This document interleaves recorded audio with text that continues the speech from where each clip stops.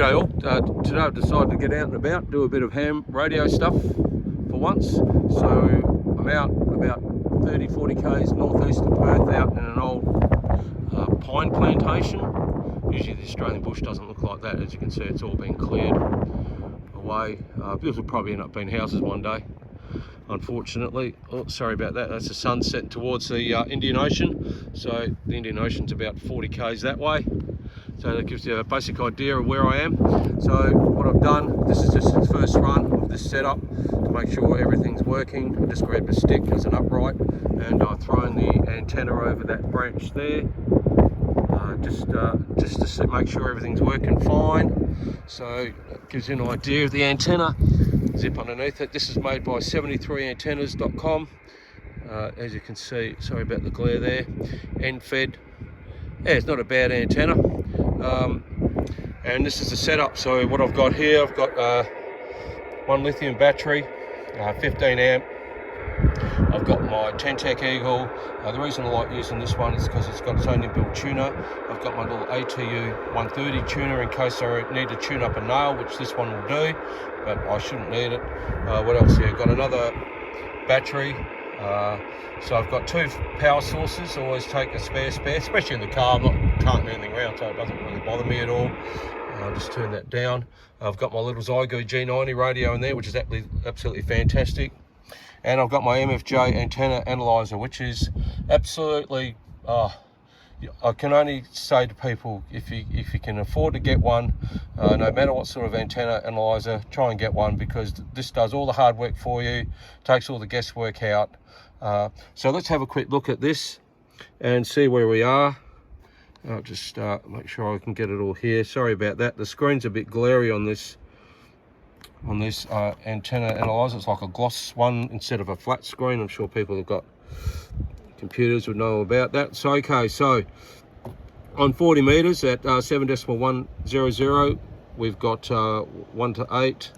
Let's just bounce. What was it? 1 to 8? Yeah, I think it was. Yeah, 1 to 2. 1 to 2.8. Sorry.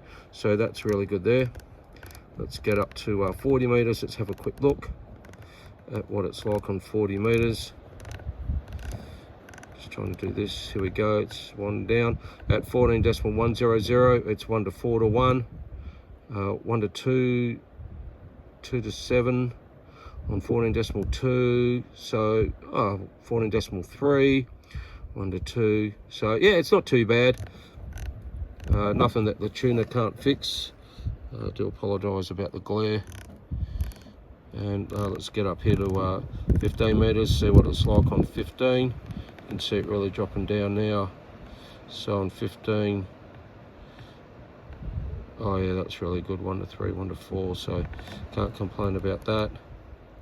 Yeah, across that 15 meter band, it's pretty flat, isn't it? That's pretty good. Let's have a quick look at 28 megs, 28, 28.3, 28.2, 28.1. Yeah, so it's not too bad. So that does all the hard work for me. I can see that the antenna is fairly resonant for those bands. It's nothing that the tuner can't fix if need be. The next thing we'll do is we'll hook up the radio and just see what it can do. Okay, so here is the antenna hooked up to the radio. Obviously on 80 meters it's not resonant, and the tuner inside the radio is not going to do it. If I hooked up my little ATU 130, it'd probably tune it, but I'm not going to. That's not the purpose of this exercise, is to make sure that the antenna is resonant on the bands as it was manufactured, described, and I got a fair idea of what I needed for what setup and everything like that. So we'll have a quick listen. The 1155 and the BC348, etc. I mean, I think the other good thing was the HRO was of course very light because of the external power supply. Yeah, I'm not too sure what those stations are. Not too sure if they're in Perth. They're doing a good 5759. The R648. I am in a fairly good spot here, so hopefully, apart from the wind noise, it's not too annoying. You guys can hear that fairly well. So let's bounce up. Let's have a look at 40 metres. That I've made up goes up there, and it's 3 sections that screw together. It's actually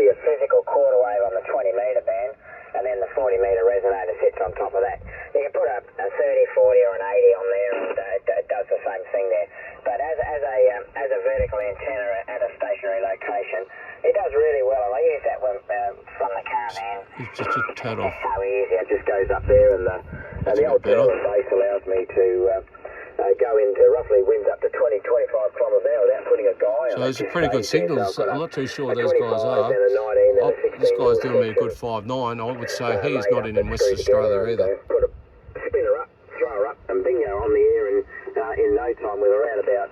Okay, let's bounce up to 40 metres, 20 metres, sorry, let's have a listen. See if there's anybody there. 20. Usually 20 metres has been a bit quiet in the Perth lately. Usually sometime late at night or fairly early morning it's been pretty good. But at the moment, yeah, it's fairly quiet.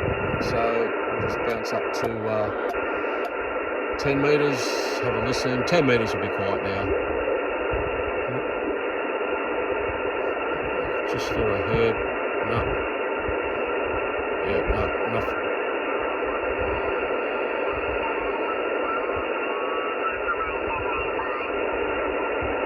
Well, there is somebody there. No, lost him. Yeah, 10 metres has been a little bit quiet lately. But if it's anything like 11 metres has, I have heard reports that 10 metres is starting to liven up a bit, but not over here in Perth. As I said, sometimes we're a little bit RF dead over here in 10 metres, and you travel 1,000 kilometres up the coast, or 800 miles or something like that, and it's just incredible. Yeah, once you get up north, 10 metres is absolutely crazy. Nothing there. Okay, so that's just a quick look at the radio, the setup. Yeah, what I need to do. So yeah, there's a couple of things I need to do. Probably need to get a better stake, get it higher up off the ground. Probably run an earth wire, and probably get that up higher. Get a more of an incline on the antenna. As I said, it's not overly high as such, but it'll do the job. Beautiful night. Look at that. Fortunately, work tomorrow. Can't do much about that. Okay, hope you like this one. The next video I do, I'll probably I'll get this set up properly and yeah, try and make a few contacts. But it's time to head home now. Pretty happy with the way it's all set up. Got answered all the questions that I needed to in regards to the antenna performing. I've never been a big fan of end-fed antennas. They're the least best performing antennas. I prefer the dipole, so I may even get a dipole out, bring a dipole with me as well. I do have a small one for the little Zygo G90, but it won't. I think it's only good for about 50 watts and everything like that, and I'm not going to do QRP out in the middle of the bush. There's not much. Yeah, I need at least 80 to 100 watts to get out. Okay, hope you like this one. Like, share, subscribe. Thanks for watching, and I'm going to see if there's any kangaroos bouncing around. 73s for now.